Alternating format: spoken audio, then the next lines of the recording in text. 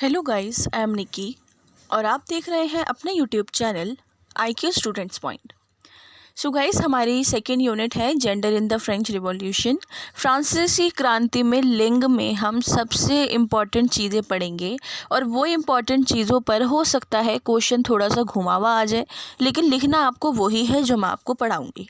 ठीक है, तो क्वेश्चन कैसे आएंगे वो भी मैं आपको बता ही दूँगी, इसमें कोई घबराने वाली बात नहीं है। So let's start. देखो जी, सबसे पहले ये समझना ज़रूरी है कि जब फ्रांसीसी क्रांति हुई तो इस फ्रांसीसी क्रांति को हमने इसके अंदर क्यों डाला, मतलब जेंडर वाले एक सब्जेक्ट के अंदर क्यों डाला क्योंकि सबसे बड़ी बात यहाँ पर ये देखने को मिली है कि फ्रांसीसी क्रांति के टाइम पर महिलाओं की क्या सिचुएशन थी, उनको किस तरीके से रखा जाता था, उनकी आर्थिक राजनीतिक स्थिति क्या थी, specially economical and political situation क्या थी, उसके बारे में इसके अंदर बातचीत की जाएगी। ठीक है, फिर उसके अलावा इसके अंदर ये भी कि फ्रांसीसी क्रांति की मदद से ही किस तरीके से औरतों के हालातों में बदलाव आए थे, क्या हो पाया था, क्या नहीं हुआ था, किन लोगों ने औरतों के खिलाफ आवाज़ उठाई थी, क्या था, वगैरह वगैरह सब कुछ। ठीक है, सब कुछ पढ़ेंगे इसके अंदर। हमारा जी इंट्रोडक्शन ख़त्म है। अब आते हैं हम मेन चीज़ पे, वो है फ्रेंच क्रांति या फिर फ्रांसीसी क्रांति। तो दुनिया में हर जगह पर अलग अलग तरीके की क्रांतियाँ हो रही थी और उन क्रांतियों में फ्रांसीसी क्रांति को सबसे ज़्यादा इम्पॉर्टेंट क्रांति रिवॉल्यूशन माना जाता है। ठीक है, क्योंकि इस क्रांति के अंदर ही महिलाओं की स्थिति ख़राब भी हुई, महिलाओं की स्थिति सुधरी भी और महिलाओं की ही स्थिति को डेवलप भी किया गया। तो इसमें जैसे हमारे जो फिलोसफर्स रहे हैं, रूसो, वॉल्टेयर या फिर और भी तरीके के J.S. मिल हैं, इन सब ने अपने अपने पर्सपेक्टिव दिए हैं महिलाओं के लिए।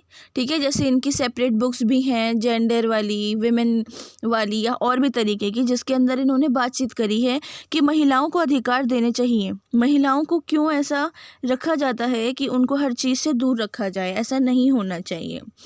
ठीक है, इसके अलावा जेनेट ब्राइडेथिल नाम के और कुंज नाम के दो फिलोसफर्स थे जिन्होंने इस चीज़ को बोला रेनेसेंस। इन्होंने कहा भैया जो रेनेसेंस और जो हमारा एक तरीके से सुधार में चेंजेस हुए थे उस टाइम पर, आर्थिक, कानूनी और धार्मिक और साथ में शैक्षणिक, अगर इंग्लिश में बोले जाएं तो economical, legal, religious and education जो इंस्टीट्यूट थे उसमें महिलाओं की भूमिका को रखा जाने लगा।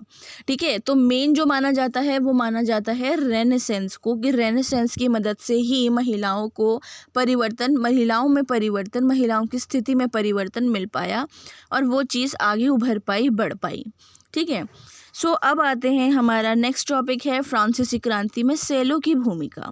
देखो, हमें पहले ये जानना ज़रूरी है कि सेलो होते क्या थे। सेलो क्या होते थे? सेलो वहाँ पर एक तरीके का फंक्शन होता था, समारोह होता था। ठीक है, उस समारोह में शिक्षा, संपत्ति और खुद के अधिकार, इन सब चीज़ों के बारे में बातचीत की जाती थी। अब इन चीज़ों के बारे में बाकायदा पूरा समारोह बनता था, इस पे बातचीत की जाती थी और फिर उसके अलावा जो बड़े बड़े लोग होते थे, बड़े बड़े ख़ानदान के लोग होते थे, उन सबको इक्वालिटी के साथ ऊपर बिठाया जाता था, ऊपर रखा जाता था। तो इस समारोह को क्रांति से कुछ टाइम पहले ही शुरू किया गया था और इस समारोह में 3 तरीके के वर्ग बँट गए थे। ठीक है, वो 3 वर्ग हमारे कुलीन वर्ग थे, पादरी वर्ग था और एक और वर्ग था जिसके बारे में अभी मैं आपको बताऊंगी। तो इन तीनों वर्गों के अंदर क्या चीज़ हुई, तीनों में आपस में लड़ाई झगड़े बढ़ गए कि भाई हम ज़्यादा, हम ज़्यादा, हम ज़्यादा। ठीक है, अब इन लोगों ने क्या करा, अब देखो, जैसे कुलीन वर्ग था, पादरी वर्ग था और एक और था बुर्जुआ वर्ग। तो इन तीनों ने इक्वालिटी को और पॉलिटिक्स के अंदर सभी को इक्वालिटी देना अच्छा समझा। इन्होंने नारीवाद थे और कुछ लोग थे जो सामंतवादी थे। ठीक है, उन लोगों को बेदखल कर दिया था इस समारोह के अंदर से, क्योंकि नारीवादी सिर्फ अपना चाहते थे और सामंतवादी दूसरों पर अपने आप को आक्रमण करना चाहते थे। तो इसलिए इन्होंने कुलीन वर्ग, पादरी और ये जो है हमारे बुर्जुआ वर्ग, इन तीनों ने इनको सबको अलग कर दिया। ठीक है। उसके अलावा फिर आगे और वक्त बढ़ा तो ये चीज़ सामने आई कि महिलाओं की स्थिति में थोड़ा बहुत सुधार होना शुरू हो गया। 1834 के टाइम में एन्फेंटिन और सुजैन नाम की जानी मानी महिलाएं थीं जो नारीवादी समाज के लिए उभर कर सामने आई थी। ठीक है, नारीवादी समाज के लिए उभर कर सामने आई थी। लेकिन आप लोगों को मैं बता दूं, मदर ऑफ फेमिनिज्म मैरी वॉलस्टनक्राफ्ट ही हैं। ठीक है, और Indian mother of feminism Pandita Ramabai हैं। इनको याद रखिएगा, इन फ्यूचर हो सकता है कम्पिटिटिव एग्जाम्स में आपके काम आ जाए। 1843 के टाइम पर महिलाओं को एक कामकाजी वर्ग की निगाह से देखना शुरू किया जाने लगा। सबने बोला कि हाँ जी हाँ, अब महिलाएं भी काम करेंगी, इक्वालिटी के साथ काम करेंगी। लेकिन अभी भी सोच सबकी वही थी। कोई भी अपने घर की महिलाओं को कामकाज के लिए, सबके लिए नहीं भेजा जाते थे, क्योंकि सबको शर्मिंदगी महसूस होती थी कि मतलब वो तो एक तरीके से बेइज्जती ही थी ना सबके लिए कि महिलाएं काम करेंगी, ये होगा वो होगा, इसलिए। ठीक है, इसके अलावा महिलाओं के तलाक के अधिकार के लिए इन लोगों ने लड़ाई लड़ी थी कि लड़कियों को दासी की तरह बना के रखा जाता था, पत्नियों के नाम पर उनको नौकरानी बना कर लिया जाता था। तो इस चीज़ के लिए उन्होंने लड़ाई लड़ी थी।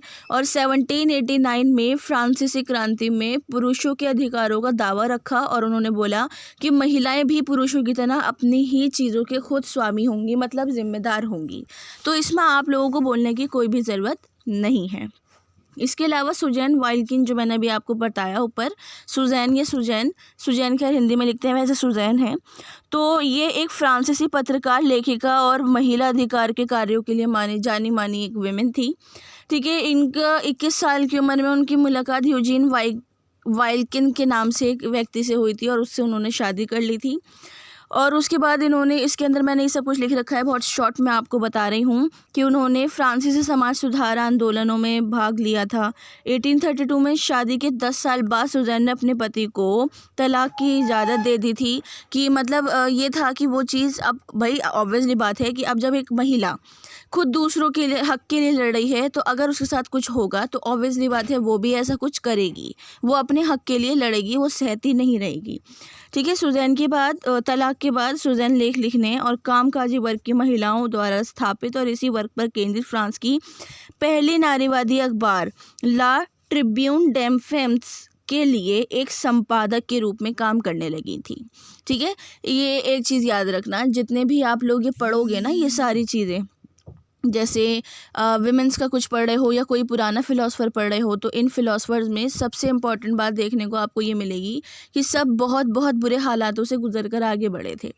ठीक है, जस्ट लाइक एग्जांपल मैंने बताया फेमिनिज्म ऑफ मदर या मदर ऑफ फेमिनिज्म। ठीक है, वो कौन थी? मैरी वॉलस्टनक्राफ्ट थी।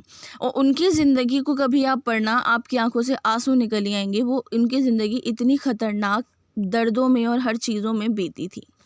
इसके अलावा हमारे हैं फ्लोरा थ्रिस्टॉन सामाजिक विचारकों में से एक हैं, और जो भी हैं ये महिलाओं के उसके लिए लड़ा करती थी, शहर शहर जाकर सबको अवेयर करती थी। बिल्कुल उसी तरह पंडिता रमाबाई भी करती थी, शहर शहर जाकर और दुनिया के हर जगह पे घूमा करती थी और लोगों को महिलाओं के अधिकारों के लिए अवेयर करती थी। ठीक है, उनको बताती थी और उनका सहायता लेती थी कि हाँ, आप लोग भी हमारी हेल्प करो ताकि और भी चीज़ आगे बढ़ सके।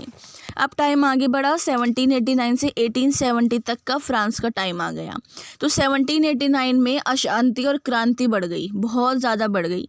महिलाओं ने, स्पेशली महिलाओं के लिए, मतलब अपने लिए ही क्या करना, हक की लड़ाई लड़ना शुरू कर दिया था।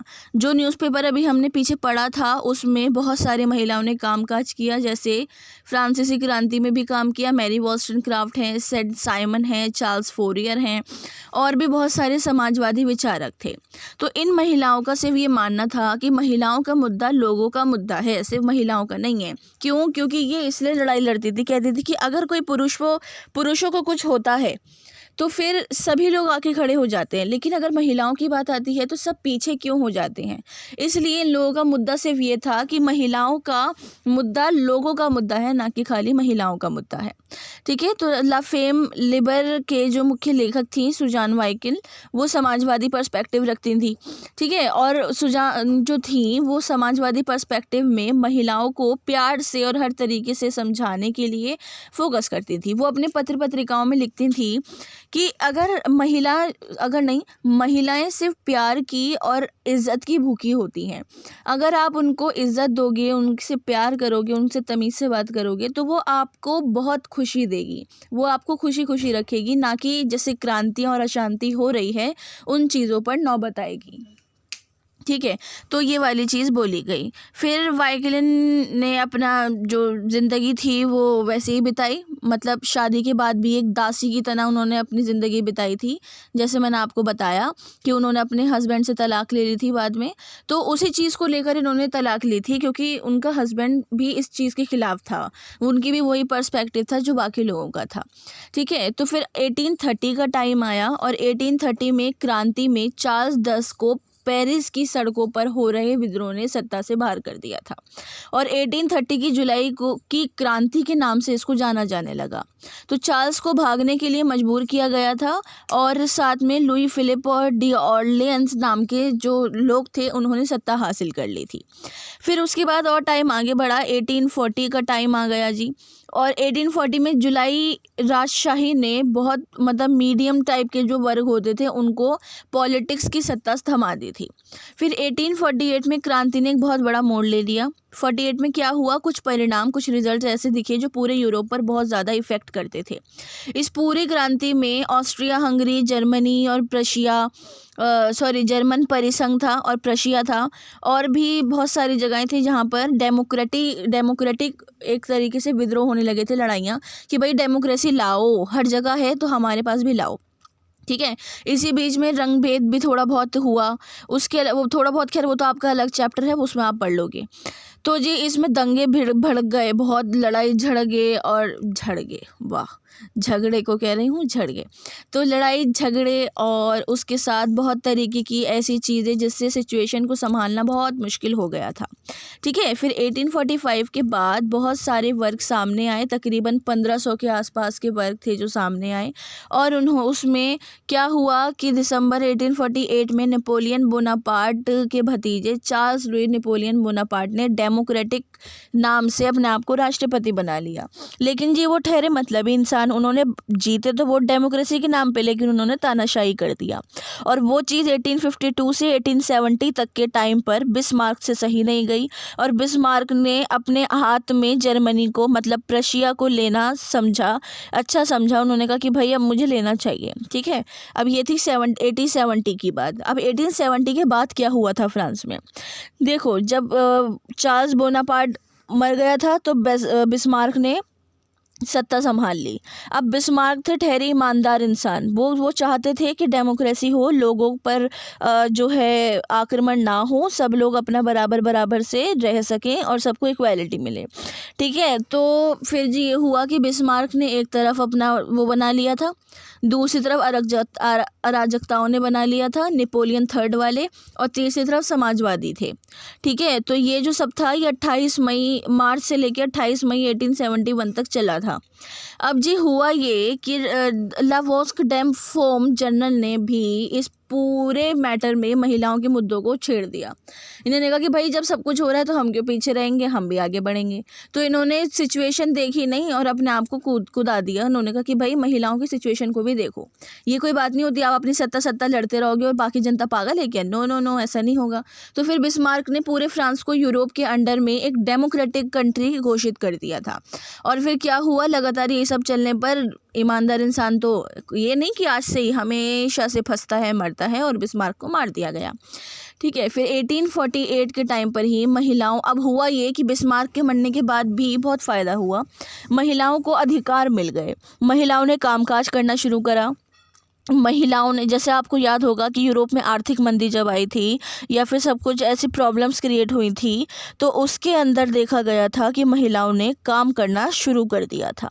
ठीक है। तो फिर इसी के अंदर ये कि बहुत सारी महिलाओं ने इन मुद्दों को उठाया कि महिलाओं के लिए इंसाफ दो, लड़ाई है और इक्वालिटी दो, राइट्स दो, वगैरह वगैरह।